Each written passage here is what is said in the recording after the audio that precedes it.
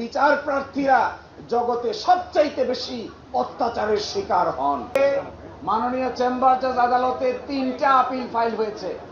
এই 3টা আপিল খুব দ্রুততম সময়ের ভিতরে শুনানির জন্য আসবে।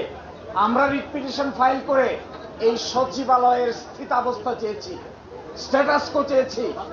যদি আমরা এই আইনি ফাইটে এই পর্যায়ে বিজয়ী হতে না পারি এবং আইনজীবীরা যদি শক্তিশালী অবস্থান না নেন, তাহলে আমি বলে দিতে পারি আগামী 5 বছরের ব্যবধানে এই দেশে ন্যায় বিচার বলতে কিছু আর অবশিষ্ট থাকবে না।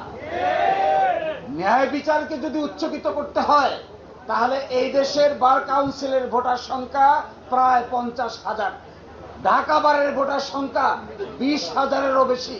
এখানে কোনো দলগত কে কোন দলের, কে কোন মতের, কে কোন পক্ষের, তার চাইতেও বেশি বিচার্য বিষয় হলো আমরা আগামীতে আদালত, সংবিধান, আদালতের স্ট্যাটাস, স্বাধীন বিচার বিভাগ ঠিক রাখতে পারবো কিনা, এইটাই আমাদের সামনে সবচাইতে বড় প্রশ্ন হিসেবে দাঁড়িয়েছে। আপনি দেখেন, একটা এক্সিকিউটিভ লোক এসে যখন একজন বিচারককে বদলি করে, কার পক্ষে আদেশ দিবে, কার পক্ষে আদেশ দিবে না, কাকে জামিন দিবে, কাকে জামিন দিবে না, কোন রিভিশন অ্যাপ্লাই হবে, কোন রিভিশন অ্যাপ্লাই হবে না।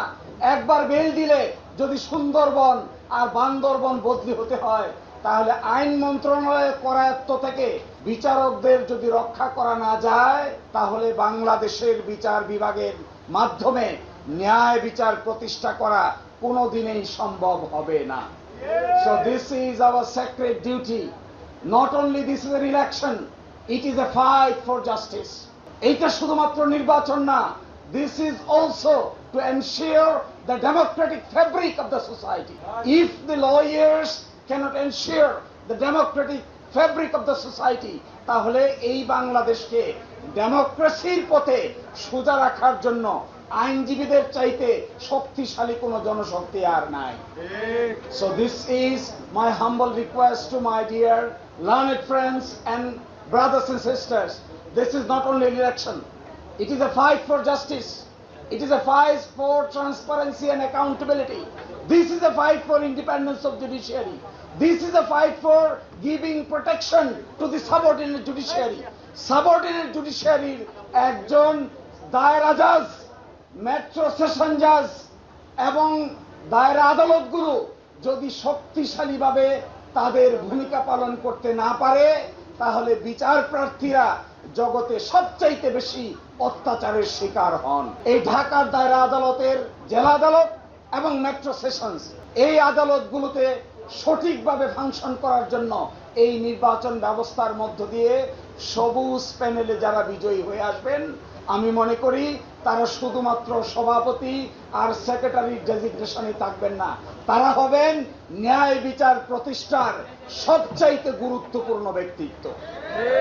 এই জায়গায় I am calling my dear brothers and sisters, come forward, look into the new nation. This nation is dedicated for accountability and transparency. এই দেশে যদি অ্যাকাউন্টেবিলিটি, ট্রান্সপারেন্সি, জবাবদিহিতা তৈরি করতে হয়, তাহলে বাংলাদেশ লয়ার্স কাউন্সিল সহ আমরা যারা আছি ঐক্যবদ্ধ হয়েছি, আমরা যদি মাথা তুলে দাঁড়াই চিন্তার ক্ষেত্রে, লেখাপড়ার ক্ষেত্রে, নেতৃত্বের ক্ষেত্রে, তবেই বাংলাদেশ এক নতুন বাংলাদেশের সূচনা দেখতে পারে। আমি আপনাদেরকে অনুরোধ করব, please take individual steps, everybody become active, everybody become a reformist, everybody become an important ideal, everybody become an important activist of the panel.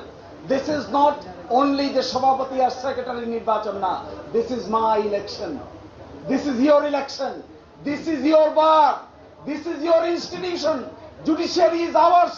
এটাকে সেভ করতে না পারলে শুধুমাত্র এক্সিকিউটিভ গভর্নমেন্ট 2/3 মেজরিটির বলে বাংলাদেশের সংবিধানকে তছনছ করে দেওয়ার চেষ্টা করছে।